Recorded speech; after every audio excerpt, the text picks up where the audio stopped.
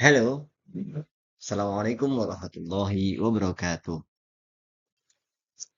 Pada kesempatan kali ini, marilah kita pahami bisnis internasional, menjelajahi dinamika perdagangan global. Bersama saya, Taufik Firdaus, mahasiswa Stisnu Bengkulu Utara, semester 7, sebagai hasil pembelajaran kami mengenai perdagangan internasional, mengenai bisnis internasional, bersama yang terhormat dosen pengajar kami, Ibu Resi Julita, MPD. Semoga beliau panjang umur, sejahtera, sampai nanti di akhirat.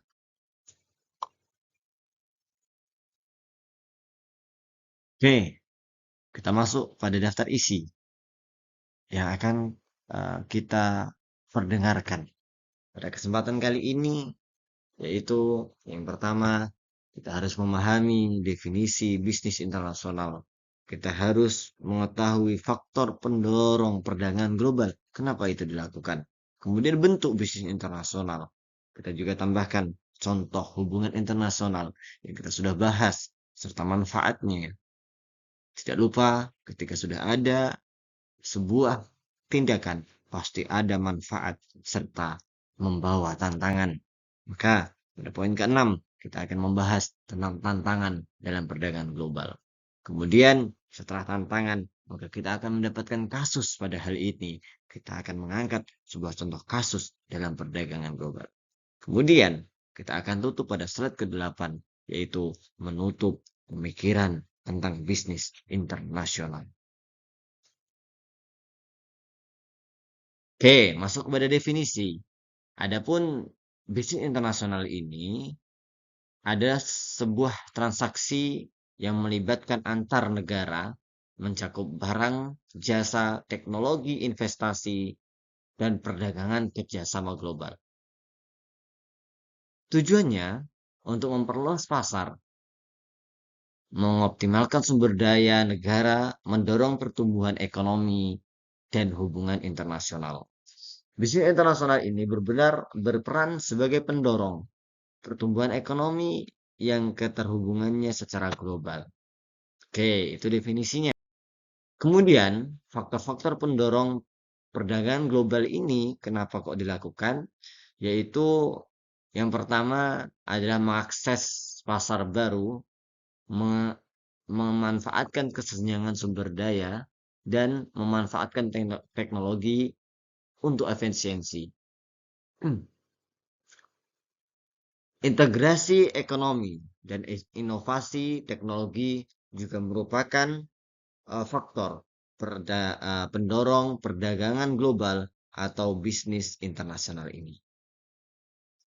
Oke, adapun di sini saya akan menjelaskan bentuk-bentuk dari bisnis internasional yang mana telah kita ketahui bersama, yaitu di dalamnya ada ekspor, ada impor, ada penanaman modal asing, ada usaha patungan, layanan internasional, atau sesuatu yang memfasilitasi kegiatan ekonomi kemitraan lintas batas dari negara lain ke negara lain, yaitu fasilitas. Di mana skenarionya, contohnya hubungan internasional ini sesuai dengan apa yang tadi kita sebutkan di awal, bahwa terdapat perdagangan internasional, baik itu berupa barang, jasa, atau fasilitas. Yang pertama yaitu yang ada di Indonesia, yaitu minyak sawit di Indonesia ke Uni Eropa Tiongkok, yang menunjukkan pentingnya jaringan perdagangan global dalam memfasilitasi pertukaran ekonomi. Kemudian contoh yang lain yaitu sebagaimana perjalanan umroh. Ini adalah sebuah bisnis internasional, yaitu dari Indonesia ke Arab Saudi, yang mana ini juga termasuk sebagai bisnis internasional atau hubungan dari negara ke negara lain. Oke, selanjutnya manfaat daripada bisnis internasional ini yaitu eh, yang pertama adalah perluasan pasar, itu tentunya. peningkatkan devisa, diversifikasi resiko, dan kemajuan teknologi. Dengan terlibatnya dalam perdagangan internasional, negara dapat memanfaatkan peluang global, meningkatkan ketahanan ekonomi, dan mendorong kemajuan teknologi tetap kompetitif di pasar global dan sesuai dengan arus zaman. Tantangannya, tantangannya dalam bisnis internasional yaitu fluktuasi nilai tukar mata uang, kompleksitas peraturan, hambatan budaya, di mana nanti budayanya yaitu umpamanya ada perdagangan daging, di mana halal dan haramnya masih dipertimbangkan. Begitu juga pakaian dan lain sebagainya. Untuk mengatasi tantangan-tantangan ini, dunia usaha harus beradaptasi dengan lingkungan peraturan yang berada dan menumbuhkan pemahaman lintas budaya. Seperti di Bali, itu sudah ada lintas budaya.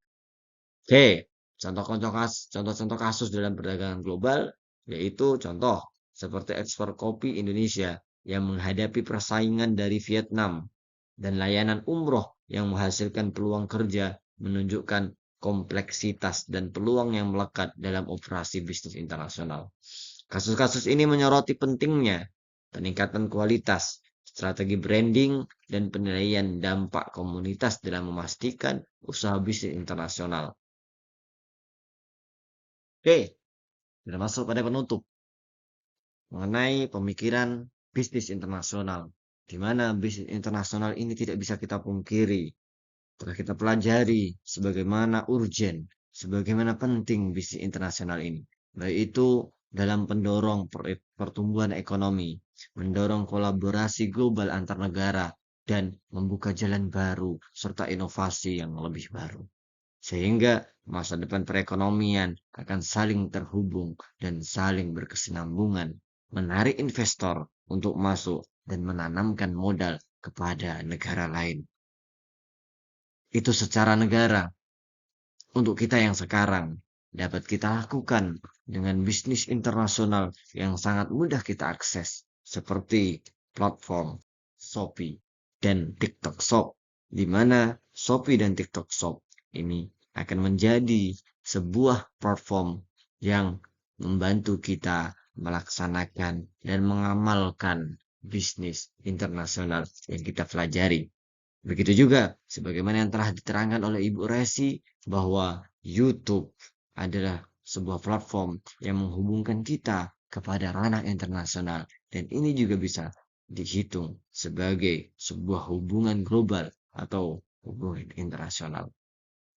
Demikian presentasi, demikian pembahasan kita. Semoga semuanya menghasilkan sebuah pemahaman keberkahan yang tidak bisa berhenti pada hari ini, pada saat ini, tapi akan kita teruskan dengan cara mengamalkan dan melakukan bisnis internasional.